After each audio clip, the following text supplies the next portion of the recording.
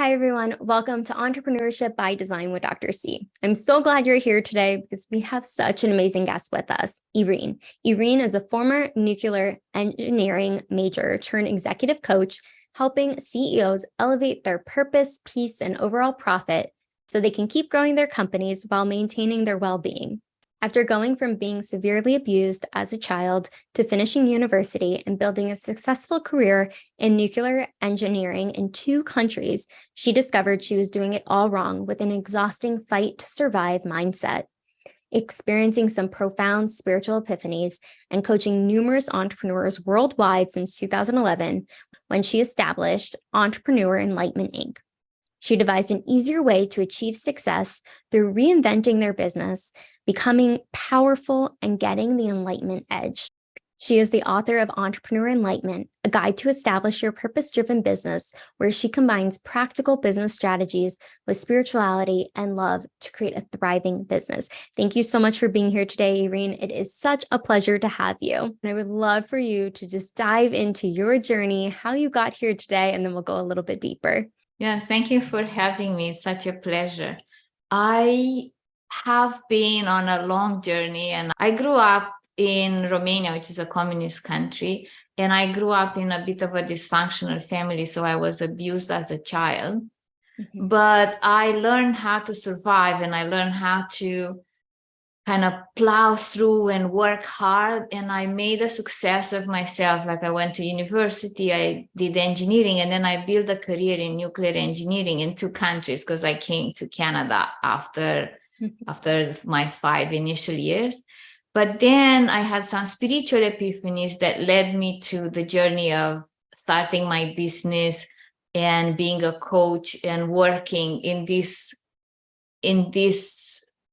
understanding the human nature, what makes it tick, and how we can do better in a way that is not burning us down. It's not burdening us, but in a way that is uplifting.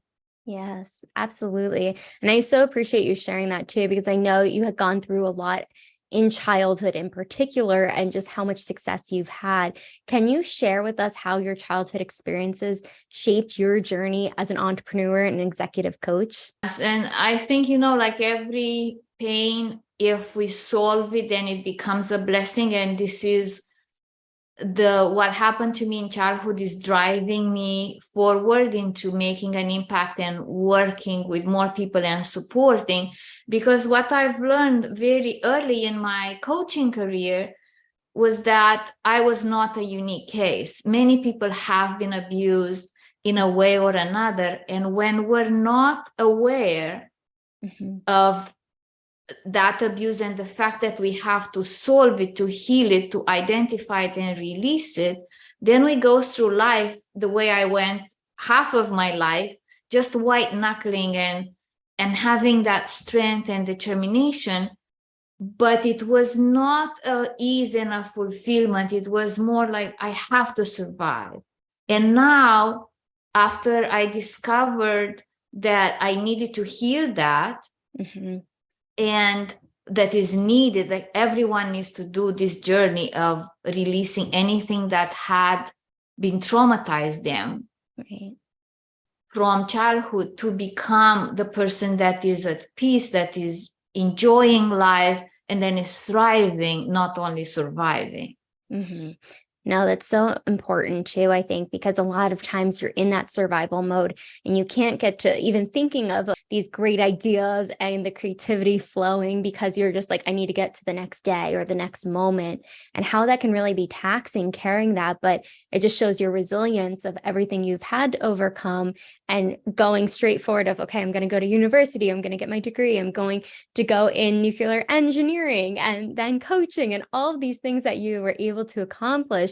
But what were some of the key moments or realizations that led you from that transition to a successful career in nuclear engineering? So my first was like when I was a teenager and I was told, like, a woman is not as good as a man. You're good for nothing. All those labels that took me years to remove from my mind. I had a bit of anger, not a bit, a lot of anger. Mm-hmm. But I had that, like, I'll show you, like a chip on my shoulder. Yeah. Which did me good because my father wanted me to become a hairdresser. Mm. Right? So I had to be stubborn, and you don't tell me who I am, and nobody has a say, and I want to go to engineering. And I went to engineering, and I went to electrical engineering, which is maybe 4 years before, they didn't even allow women in. Mm. So I went to the hardest engineering that there was at that time. Wow. Mm-hmm. And as I had succeeded, so as I went to university and then I succeeded and I ended up on top. And I want to tell you, in high school, not in high school, like in medium school, grade 8 to 12, grade 5 to 8, I was last in class. Mm. Like the last child, you know, Yeah. like the one that is the loser. Ah. Like so bad that a teacher told my best friend mom to not let her play with me. I was the last in class Oh my gosh. because of the family situation, you know, all the fights and stuff. And I just didn't know what to do. I didn't want to study. My parents never came to school. But what I was lucky, my mom had she loved books, had a big library. So I studied nothing, but I read all the books. And I think that, and it was like the classics, you know, we read like really good books at that time. And I think that motivated me. And I also believe I am here for a big purpose. And I think I was protected as well. Yes. And I love that you shared that story about grades 5 through 8 and just how you might have been last in class, but a lot of that a huge part of that was your environment. But what you were able to overcome too, and prove that you're capable, more than capable, and getting into one of the hardest programs of engineering as well. And just how you really surpassed that. And a lot of what you were mentioning just prior was that aspect of purpose, peace, and overall, like just the profit for a CEO in particular, what you transitioned from engineering to then executive coaching and leadership and those kind of aspects of executive coaching. I'm just curious, how did you discover the connection between spirituality, love, and practical business strategies? Yes. So I was, to backtrack a little bit, so then I finished university and then I went and found myself a job myself in a country where all the jobs were for men. Mm. So I found my job in nuclear engineering and I did really well. Like from junior, I advanced very quickly. And then I came to Canada. Mm-hmm. And again, I had a career in nuclear engineering and I was doing really, really well. And through this time, I thought, you know, I'm crossing the ocean. There's no worries about what happened to me in the past. I'm successful, like nothing really matters. Okay, it's past, it's done. Yeah. But what I discovered through a spiritual epiphany was that I was doing my life wrong because I was white knuckling and feisty and fighting. Mm-hmm. So when that awareness came to me, and that was the year where my father passed, and my father was one of the abusers that I had, it kind of opened me up to all the wounds. Like everything I thought it doesn't matter, they all came rushing in. I was emotionally distressed. So then I started to search for answers, and some answer I found through coaching and I took strategic intervention coaching with Tony Robbins and also family therapy with Chloe Madanes. They were doing a program together. And so some I found through that, and some I found through intuitive healing, like a healer who would work with me and will discover those conflicts I had from childhood. Mm-hmm. Like the part of me who was really strong and the part of me who was really scared. Yeah. But I never acknowledged the part of me who was really scared. Mm-hmm. Yeah. So when I had learned that, so I had a good business mind from my corporate career because I went the leadership route. So I went through section head, and I became manager, and I ran that as a department, as a business. So I had that. But then I saw that we do need to address our internal struggles through the coaching, and then through the spiritual epiphany, and through what I've learned by working with an intuitive healer. I learned that that's also a component that we have to understand our bigger purpose, what's hidden in our energy field. So that's why when I'm offering, like what I'm offering and how it evolved, it becomes business strategy, personal transformation, and enlightenment, like spiritual understanding. And spiritual, it's not a religion. Like people can be of various religion. The only requirement is that they believe there is a greater force, a greater being, or whatever you want to call it. I call it the universe just to stay away from labels. Yes. No, it's sometimes good to stay away from labels, but I think it's just that energy too, whatever you believe in. But I love what the transformation happened for you, because it did open up a lot of wounds when you were in engineering and you were in corporate, focused on your career. And then when you did move to Canada and your father had passed away, all of those wounds came out, but you did something about it. And I think that's so key there, of understanding, doing the work, relieving that pain and everything that's been built up that we might have not even addressed or know on how much it affects us, because we're like, well, we just got to go in survival mode, versus let's actually sit here and be in this, not stay stuck, but understand what's coming from it and how it's expanded in our lives and how we can really relieve that, because that is so much to carry. For successful people, I want to be very clear. Like I was very successful, and I worked with people that are very successful. So it's not for the wounded people that stay home and wallow. Like those are for high achievers. Yes. Yeah. I'm glad you made that point, because a lot of times it's masking it, right? Because you are super successful, but there's so much underneath that you're not paying attention to, but it's all these other things that you have achieved, and people are looking at that, and you're looking at that versus like, oh, I'm not going to touch that. I don't want to even look at that. I don't have time for that. But realizing when we do that, it creates more balance within. You feel more relieved because you're not carrying the weight on your shoulders anymore, and you're acknowledging it, because once you acknowledge it, then more things start to come. Yes, but it's harder to live life with all this pain unexplored, because that's why people sometimes retire and they have health issues. Like it creates problems in the future. I think the sooner we can solve those, the better it is. Absolutely. I think that's a big part of it, just addressing it. And I'm so curious, how do you incorporate the elements that you do teach in your coaching and your teachings with your clients? So when I work with someone, first we look at their purpose, right? Because that's like the spiritual part. Because I believe you can run a business, and I believe, you asked me the question before, because I was successful when I started my business. I didn't start my business to struggle. I always started my business to kind of have the same level of income and more. And when we can run the business two ways, we can run the business putting the money first or putting the purpose first. I believe in putting the purpose first, and using our uniqueness to create what we want to offer to the world. And so that's like a spiritual component, but it also has to do with our background. So for example, because my background was of being abused, my purpose has to do with putting the knowledge I have into my offer. Some other people, let's say they were raised into their parents' business.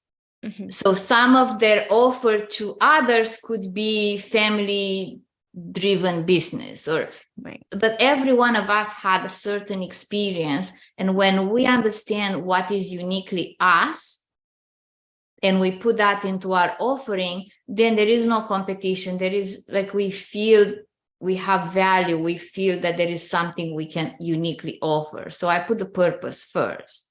I love that. That's the spiritual part, but it's also the healing part, is that personal transformation.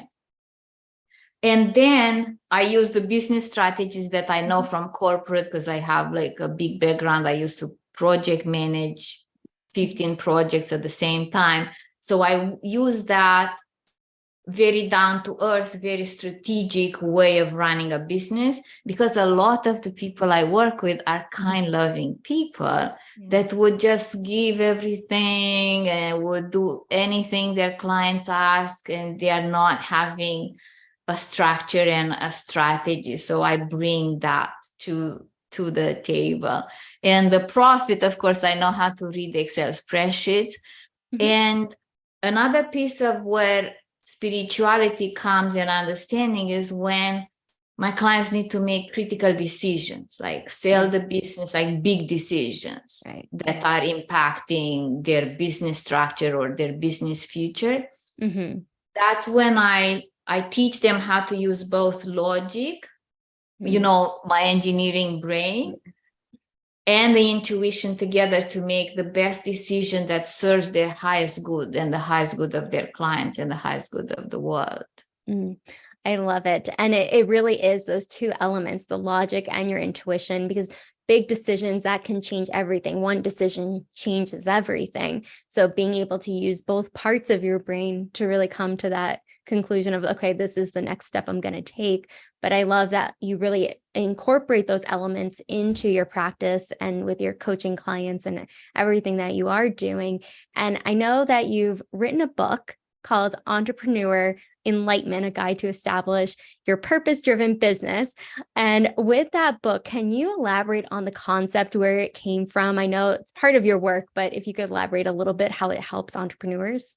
Yeah, so the book is exactly what we talk, is this idea that we can be on a spiritual path and run a money-making business, because people think if you are spiritual or kind and loving, you know, sometimes we can replace spiritual with kind and loving, then you're not money-making. And if you're money-making, that means you're a heartless person that doesn't care.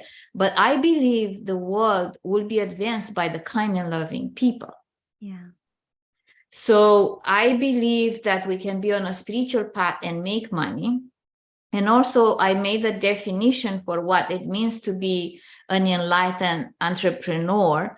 And it contains like 3 parts that are very important.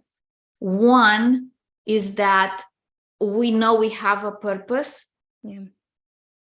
And that purpose matters. Because, you know, business is hard, right? And Yes. like we want to throw in the towel. But if we have that knowing that my purpose matters, like what I do in the world matters, you can say, I'm a coach, right? So I can say, well, there are thousands of coaches in the world. So if I'm not connected with my uniqueness and my purpose, I could say, well, who cares if I coach or if I run away with the circus, right? But because of the uniqueness, and I have seen people who are kind and loving and they have like similar traits with me, I feel if I would not exist, like those people will not have what they need. So that's number one, that our purpose is important. The second part is that we have the skills and everything we need to fulfill our purpose. Because a lot of people, especially that come from a background like mine, that they have been abused in some ways. And some people didn't have a dysfunctional family. They have actually maybe a kind, loving family, but they were told so many times that they are wrong, that it's still some sort of abuse in a way, because they were not allowed to develop who they were. And people like me and those people that have been stifled, they lack that self-confidence. And you will, if you saw me, you would say I had 100% confidence on the outside, but not on the inside. And that confidence that I have whatever is needed to carry on my purpose. And I am equipped. Yes, our purpose is going to grow us and it's going to push us out of the comfort zone, but we have what it needs to carry. So when we have this awareness that our purpose is unique and it matters and we have whatever it takes, then we can carry on a business with authenticity and with not apologizing if we want to make a sale and I'm sorry I have to sell you something. It's not like, this is who I am, this is what I do, and I think I can help. I love it. So beautifully put, because I do think a lot of times people in the beginning, the confidence is there on the outside, but internally you could be feeling like you're crumbling or how you approach a situation. But I think when we go back to our purpose and it's aligned from the inside out, it just radiates out. And just like what you're talking about too, when you're talking about what you do, you feel it, at least I feel it, and your energy around it because it is your purpose and it's so aligned. And I think a lot of people struggle with finding what aligns with them because they feel like, oh, well, I have to do this or I have to do this. Or like what you were saying too, if they were stifled growing up. Yes. And there are two things that I want to mention. Best, I want to say what you say. We all, even if you're at more advanced stage, when we go to the next stage, then there is more about the confidence. So at every stage, like I'm going to my next stage now and I'm going, oh my God, am I equipped to do this? So at every stage that confidence is required, people believe that something is their passion. They cannot make easy money. It has to be hard. So for example, like I really like teaching about enlightenment. But when I went to work with bigger businesses, I was thinking, I have to speak like in a way that it's more corporate-y and it appeals. And any way I put it, it didn't work. Like anyway, I was trying to make it, sound more corporate-y. It didn't work. But when I teach how to become enlightened through your business and how to be aligned with your purpose and how to have inner peace, it works. Caught into that. We get caught into that. I have to make it in a way that people like it, and I cannot just do it the way I like it. Yes. And I was thinking when you were saying that too, because a lot of times people will stop themselves from being their authentic self because they're like, well, I have to fit into society of this is what works. And love how you put it, because I think it just makes so much sense.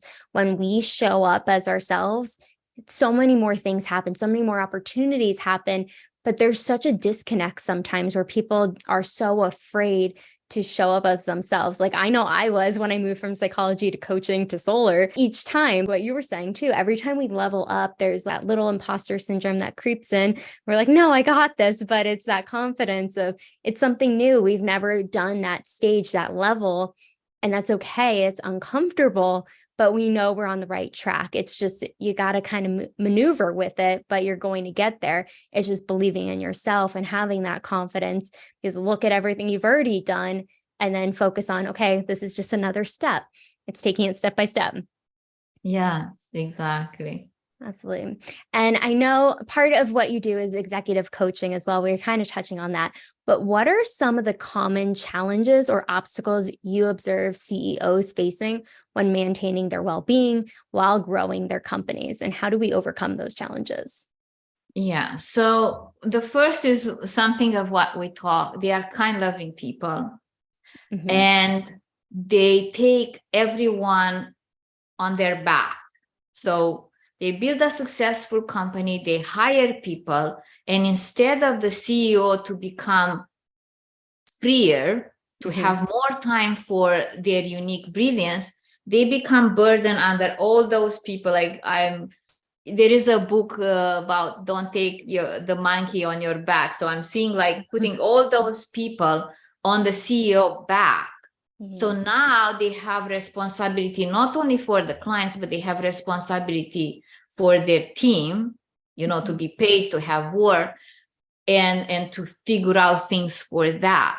So it starts to burden. So when I work with them, the first thing is to remove the burdens and make each person independently capable to fulfill their role. Mm-hmm.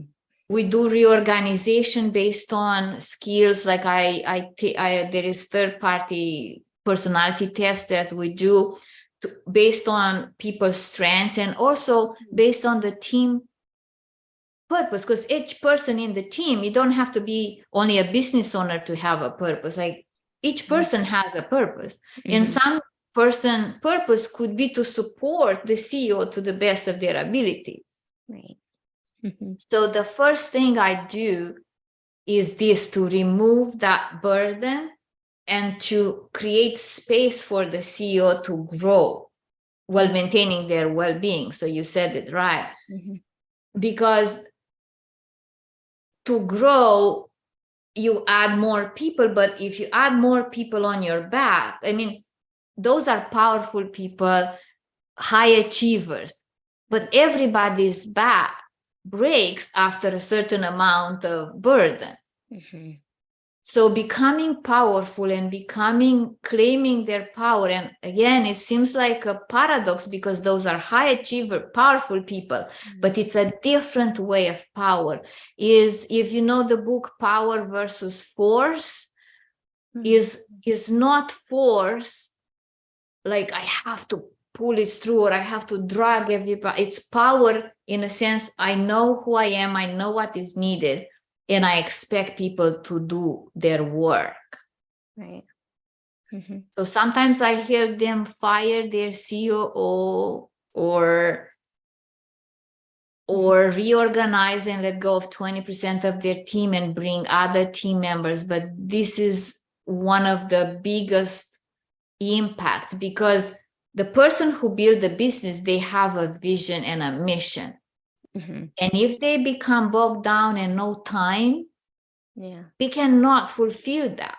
So the moment we remove responsibilities that are not theirs, then they can implement a new strategic plan. And I help with the strategic plan as well, implement new ideas and new ways of doing business or new markets or whatever that business is about.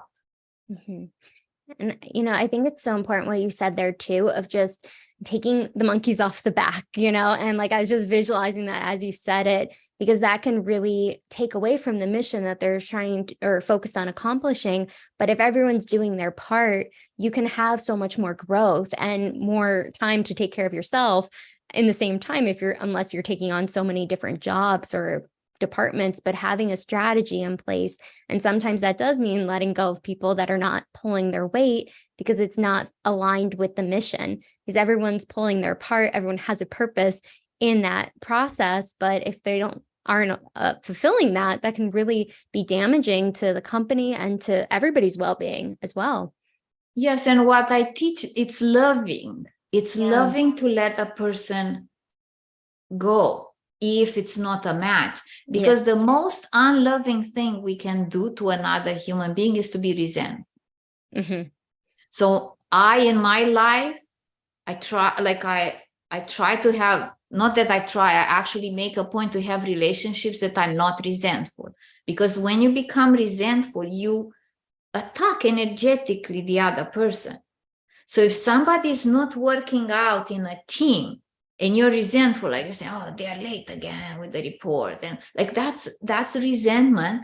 Right. It affects the other person. And most times, like I think 99.9 of the times, that person also resents. Mm-hmm. And that person also feels they could be better in another place. Yeah. Because I feel all of us need to find a place where we can thrive, where we can go with love. None of us want to be in a situation where they're put down or somebody says, oh, you're not doing a good job. So it's always loving to look at each relationship and see, is this a relationship that is mutually agreeable and it works?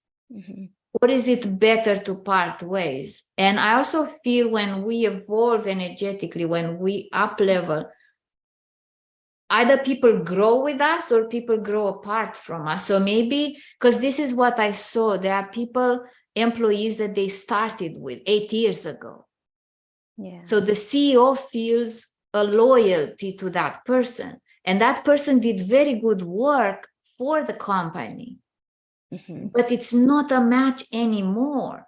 Right.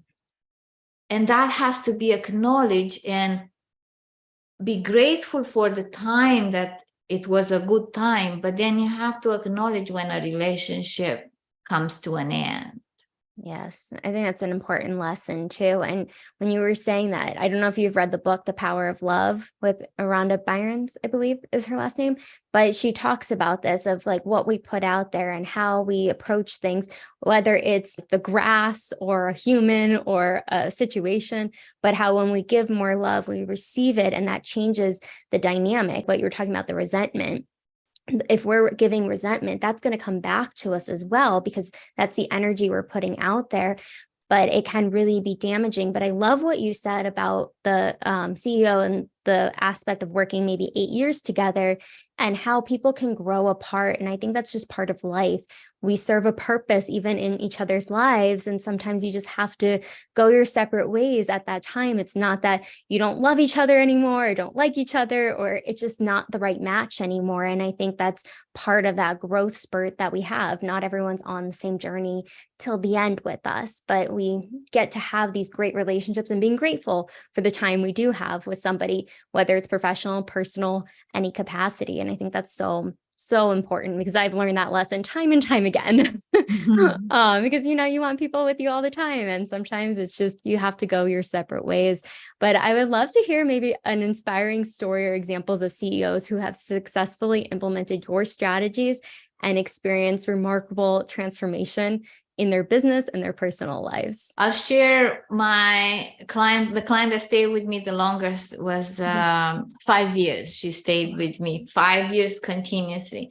And the transformation was remarkable, because when we started, she was this CEO that was overburdened by the team, like working really hard. And I think she had a little bit of anxiety, like she had a little bit of loss of sleep and stuff like that.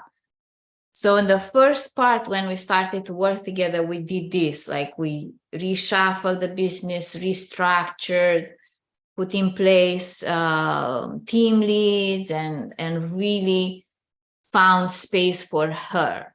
So she was able, after a while, to take Fridays off, not to go and eat bonbons but to do personal development, to do work that she needed to do. But it was a Friday that she was not in the office, so she didn't have to put up fires for others.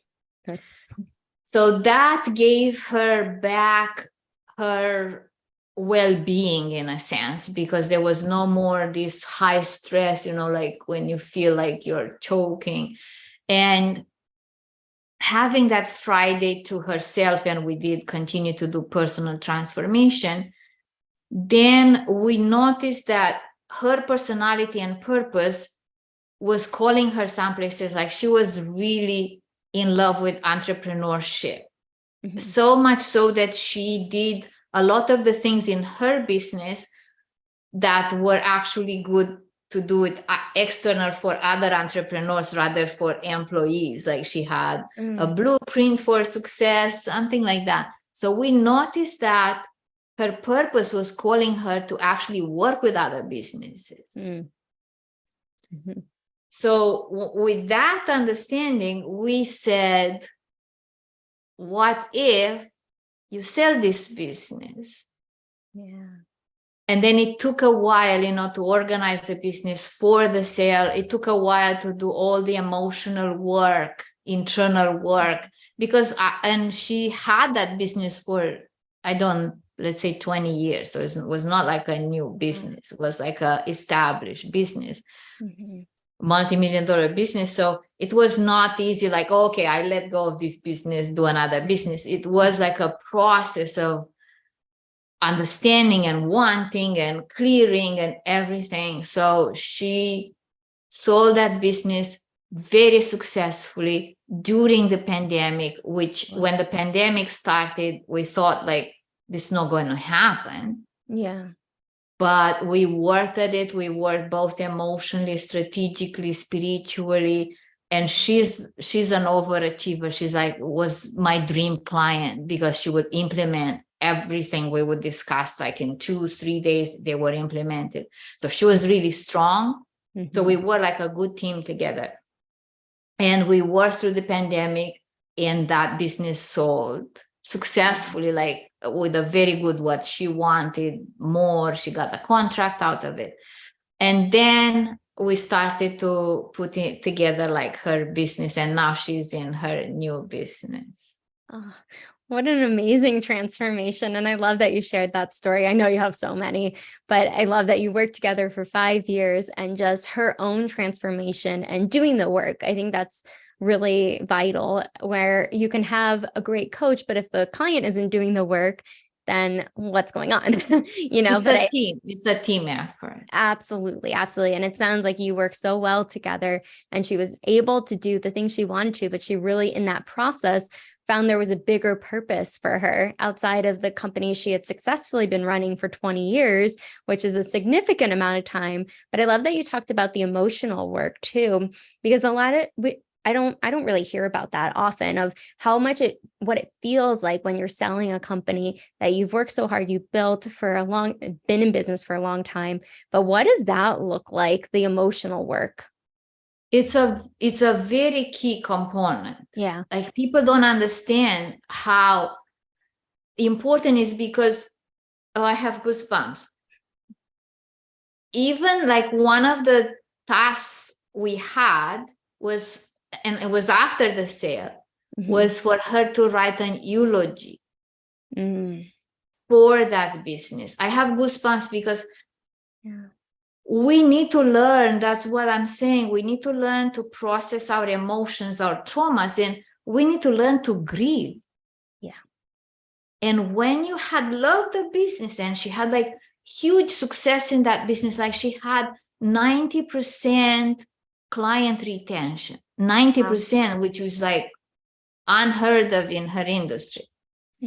And we need to learn to grieve. So it's not just a number. And I think that's the difference between the business that is done based on dollars and numbers, but no emotion. And that's the difference I bring. When we look at the emotion, you build that business, it's your baby, and we have to grieve. We have to understand the letting go. It's part of life.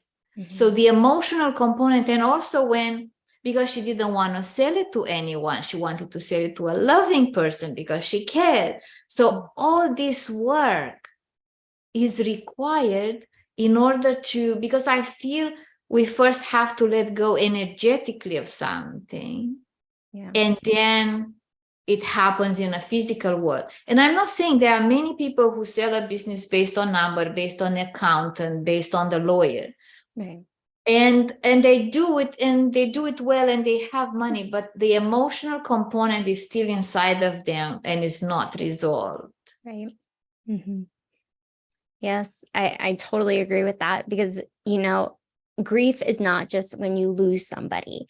It can be a business, can be a friendship, it can be a lot of different things, but we're not taught how to grieve growing up at all. And it's very messy, and it's very different for every single person.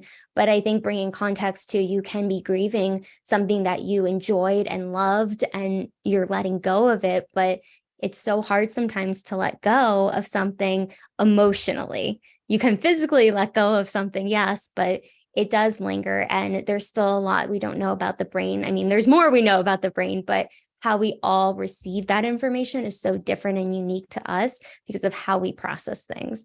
And I think it's just important to recognize that we need to process it. We need to talk about it and not hold it in, because that's going to come up in different ways, in different forms. Physically, sometimes people get sick, like physically, from it. or just Yeah. mentally too. And I think it's important to continue the conversation and continue to bring light to that. That's why I love that entrepreneur enlightenment too. And everything you embody is so key in everything you do, but what you're helping other people. And I'm curious, what advice would you give an aspiring entrepreneurs who are looking to establish a purpose-driven business and make a positive impact while maintaining their own well-being? The first thing is to know your purpose. Yeah. And to connect with that purpose, like to really deeply feel a connection and to remember you backwards, to remember like when you didn't know what you know today, and to feel that empathy for that person that was you, that was struggling then, and how much more wisdom you have now and know-how and tools, whatever the person does. And this is valid. Like, I'm not talking only about coaches. I'm talking about any industry, because you know how to do something now that you didn't know in the past, and maybe you could have used that. So knowing that you make a difference and you showing up is making a difference in the world, and holding on to that when is really, really hard. And I know business is really, really hard, and we never make it, in a sense, like there is no such a business nirvana. Like I did a good business, then I lost 80% of my business in 2 months, then I had to make it again. So it's never like coasting in a business. But if you hold on to that purpose, and also I feel, and I want to say this, don't get caught up into the marketing strategies that are out there from people that already are famous. Mm-hmm. Because I've seen this many times where people invested tens of thousands of money to copy one of those marketing from a person that is already famous. Mm-hmm. And it doesn't work, because when you start up, you have to use different tactics for a starting up. And when you have 10 million people on your newsletter, yes, implement those tactics. But if you have 3 people, then you cannot implement successfully. So I say, use your brain to make decisions on what works for you. And quick money schemes usually don't work. Like, we need to put in our intelligence and build a business in an organic way. That's my belief. Yes, I definitely agree with that too, because when it is organic, you're going to attract your tribe, the people that are meant for you to serve. And if you're copying somebody else's marketing strategy, it's not aligned. And that's what we've been talking about this whole time too, is the alignment of what your purpose is. And everybody's purpose is different. It could be similar in some capacities, but ultimately doing what feels right and aligned. And like what you talked about earlier too, the logic brain and your intuitive brain, and bringing those together, merging it and understanding what's going to be best for you and your business, because every business is different and you don't want to copy somebody else's, because it's not going to be true to you and what you're doing. And so how do you continue to grow and evolve as an entrepreneur and an executive coach? What are some of the practices or habits that you personally prioritize for your own purpose, peace, and profit? I meditate every day. So I'm not like, I'm really on the enlightenment path. And I explain in the book, enlightenment is not like at the end of the life. We can be enlightened in moments of time. Like, we can be here and be at peace and be enlightened. The idea with the enlightenment is to make more of those pieces together so we can be enlightened in a longer period of time. But I introspect a lot. I journal. I have 4 journals a year of those 200 pages. And I meditate, and I pull oracle cards too. And I feel guided by my purpose. So I was telling you that I'm doing a big shift now. I am moving to an equine facility, because part of my purpose always, I felt, is to make an influence in abused children's lives. So in order for, and I felt totally imposter in this journey. So it's a big jump. So what I do, I come back to that purpose. Like if I didn't know that I am here to make a difference in people who have been abused. Mm-hmm. They could be youth, which is the not-for-profit that I'm starting, but could be adults like the CEOs and business owners. Right. I know that's why I'm here. I know that's why I survived the sexual abuse. And I want to say I've never taken one pill, like mental pill, and I've never been to therapy like the classic therapy. Mm-hmm. So I handled myself, having been sexually abused emotionally and physically. I handled myself only with what I shared. I made myself well. Yeah. So I know I have a purpose, and that purpose drives me. I meditate and I get guidance, and sometimes it's scary. Yeah. And I have to sit with it, and then I have to put my logical brain and see, how is this possible? Sometimes I get answers that I don't want to hear. Mm-hmm. And then I say, okay, so if this is my path, how does this make sense? Right. And then I work through that. So I usually seek clarity. Once I have the clarity, I can figure out the next steps. But if I don't have clarity, I'm not at ease. Mm-hmm. Like I'm not at ease at all. Yeah. If I'm confused. So, and I sit with it and I ask questions, like on the paper, I ask questions. Is it in my highest good to A, B, or C? And then that's how I teach people. And that's one thing I wanted to say about my 5-year client, because she's not my client anymore, but she now knows how to use her intuition, her skills to make her decisions. And she made some brilliant decisions since we haven't been working together. Mm-hmm. So I take those decisions and I put my logical brain and my intuitive, mm-hmm. and then come with the one that is clear and it moves me forward into my purpose. Yes. And I think that's really key as well, just the clarity piece, because when you're confused, it's hard to make a decision that's going to be best for you, no matter what it is. But I love that you said too, where what you did to help yourself wasn't maybe the traditional route, but I think that's so important for other people to hear. It's not a one size fits all. Not everything is going to help everybody, but recognizing that you were able to work through it and find the tools that you needed and strategies to help yourself. And now you get to help so many other people and your nonprofit that you're creating as well. I think it's such a beautiful thing, and giving back to the little girl that needed that when you were a little girl, and now you get to help so many more kids. And I appreciate that I got chills when you were saying that earlier as well. But I think that's the biggest thing. It's having tools in your toolbox that work for you. And you add when you know this feels right, this can help, and putting it there. And just speaking of tools, what are some of the tools you've used to build your business? One of the best things I had was my corporate background. Right? So I knew strategy. I knew you need a plan. I knew you need discipline. I knew you need to work and be at work and not be fluffing around. I knew you're not going to do this as a hobby, as a business, as a hobby. So I always did strategic planning and goal setting. Mm-hmm. Like this is a must, and everybody can do it.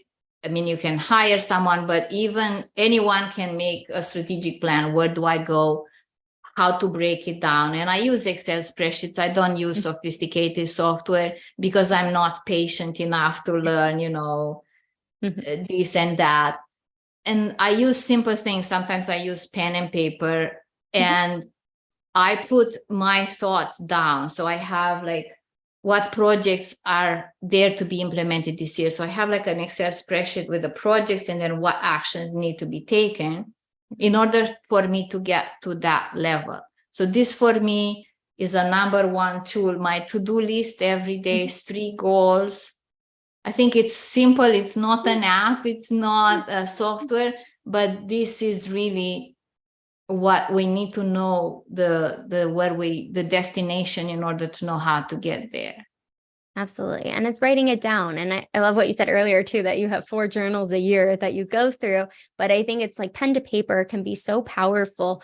I don't think it's utilized as much because now we have all this tech that we can utilize. But I think pen to paper is so key, but having that clear vision of where you're going, writing down the steps, what you need to do, having an Excel sheet, keeping it very simple. It doesn't need to be grandiose, but really focusing in on what's important.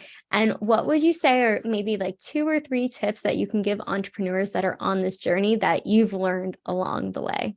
Believe in yourself. Believe in your purpose. Know that you are important to the world. Know that you're making a difference. Keep going.